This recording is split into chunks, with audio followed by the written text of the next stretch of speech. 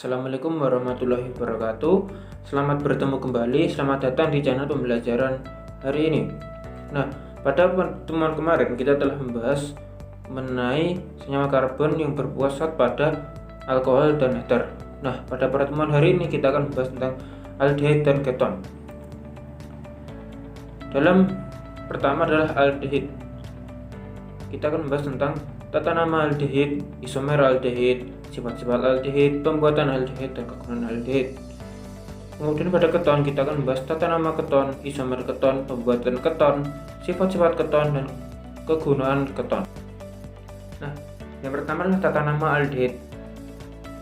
Tata nama iupak alkanal atau aldehid diturunkan dari nama alkanalnya dengan mengganti akhiran A menjadi Al.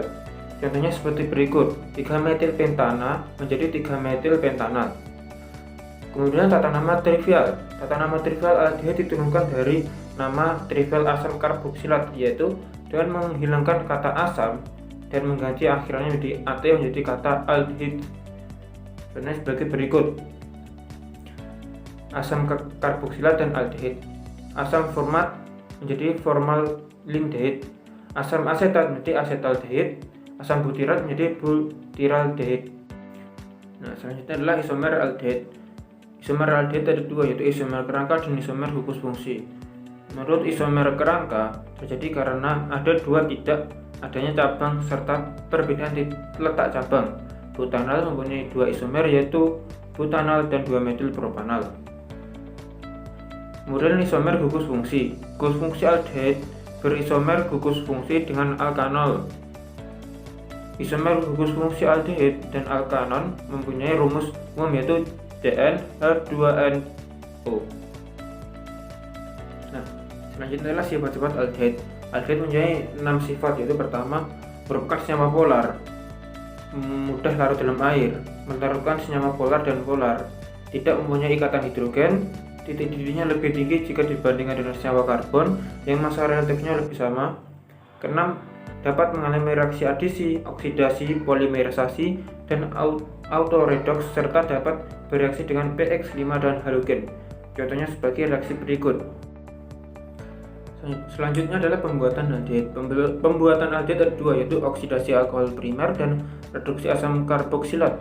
Contohnya sebagai berikut: alkohol primer menjadi aldehid. 1-butanol berubah menjadi butanol. Kemudian menggunakan reduksi asam karboksilat menjadi asam propanat, direaksikan menggunakan COCl2 menjadi propanal. Nah, selanjutnya adalah kegunaan dari aldehid. Kegunaan dari aldehid dalam kehidupan kita sangatlah banyak, seperti pembuatan formalin, pembuatan tutup plastik, atau ada makanan yang terbuat dari plastik. Nah, lebih lanjutnya seperti berikut, penjelasan sebagai berikut. Formaldehid, senyawa ini digunakan sebagai disinfektan, insektisida, pengawet mayat, dan dimanfaatkan sebagai industri plastik. Selanjutnya adalah asetaldehid. Asetaldehid merupakan bahan dasar pembuatan asam asetat dan butanol. Selain itu, asetaldehid digunakan dalam pembuatan zat warna pada plastik dan kertas sintesis. Nah, selanjutnya kita masuk pada pembahasan mengenai tata nama keton. Tata nama menurut iupak alkanol atau keton diturunkan dari nama alkanalnya, tetapi akhiran A diganti dengan ON. Untuk alkanon bercabang berlaku untuk sebagai berikut: 1. Rantai terpanjang atau rantai induk harus mengandung gugus CO. 2. Rantai induk diberi nomor dari salah satu ujung sehingga posisi gugus fungsi mendapat nomor terkecil. 3. Cabang dan gugus mengganti lain ditulis terlebih dahulu sesuai abjad, diikuti rantai induk.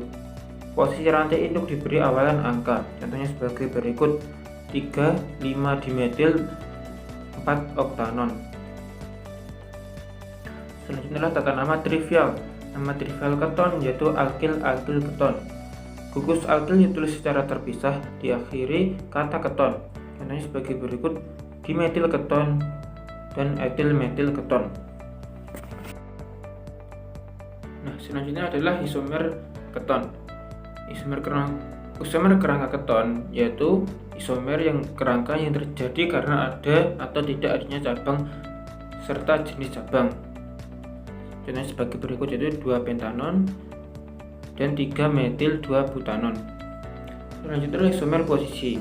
Isomer posisi terjadi karena perbedaan letak gugus fungsinya, seperti berikut: 2-pentanon dan 3-pentanon. Nah, selanjutnya adalah pembuatan keton. Pembuatan keton ada dua, yaitu menggunakan oksidasi alkohol sekunder dan distilasi kering garam alkil atau alkil tanah karboksilat. Yang pertama, oksidasi alkohol sekunder. Contohnya sebagai berikut: alkohol sekunder bereaksi di keton. Kemudian distilasi kering garam alkil atau alkil tanah karboksilat. Contohnya sebagai berikut reaksi kimia pada berikut. Nah, yang terakhir adalah kegunaan dari keton. Banyak sekali kegunaan dari keton. Contohnya sebagai berikut pada gambar-gambar berikut dapat diamati. Nah, keton yang paling banyak digunakan yaitu aseton. Aseton merupakan suku alkanon terendah, disebut juga propanon.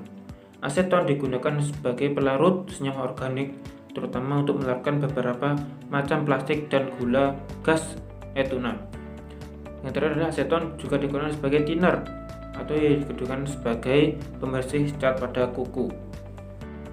Nah, itu tadi adalah pembahasan mengenai senyawa karbon yang berpusat pada aldehid dan keton. Jika video ini bermanfaat, jangan lupa like dan subscribe. Jangan lupa di-share juga. Semoga bisa bermanfaat. Wassalamualaikum warahmatullahi wabarakatuh.